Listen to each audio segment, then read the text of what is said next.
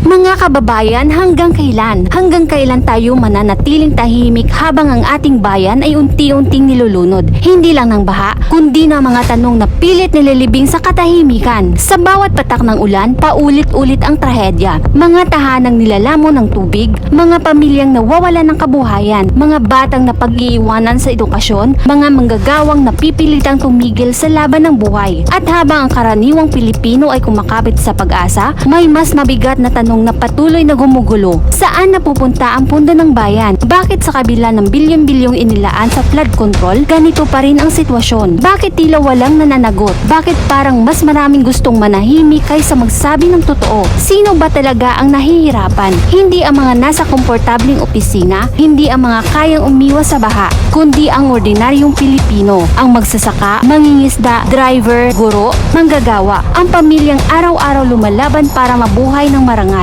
At kung sila ang nahihirapan, sino ang nakikinabang? Kung walang anomalya, bakit may takot? Kung walang tinatago, bakit may umiiwas? Kung malinis ang lahat, bakit kailangang ilihis ang usapan? Ang katotohanan ay hindi kaaway ng gobyerno. Ang pagtatanong ay hindi krimen. Karapatan ng bawat Pilipino na malaman kung saan napupunta ang kanilang buwis. Karapatan nilang humingi ng sagot. Karapatan nilang maningil ng pananagutan. Dahil ang tunay na delikado, hindi ang ingay ng taong bayan, kundi ang pagkawala ng kanilang tiwala. Kapag ang tanong ay sinasagot ng katahimikan, ang duda ay lalong lumalakas. Kapag ang katotohanan ay tinatakpan, ang panawagan ay mas lalong tumitindi. Hindi kaguluhan ang hinihingi ng bayan, hindi paghihiganti, hindi politika, pananagutan, katapatan, katotohanan. Tandaan nyo, maaaring patahimikin ng isang tao, maaaring takutin ng isang saksi, maaaring ilihis ang isang usapan, ngunit ang katotohanan, hindi ito mapipigilan. Sapagkat ang isang nagigising na sambayanan, hindi na muling matutulog sa kasinungalingan. At darating ang araw, ang bawat tanong ay masasagot, ang bawat lihim ay mabubunyag,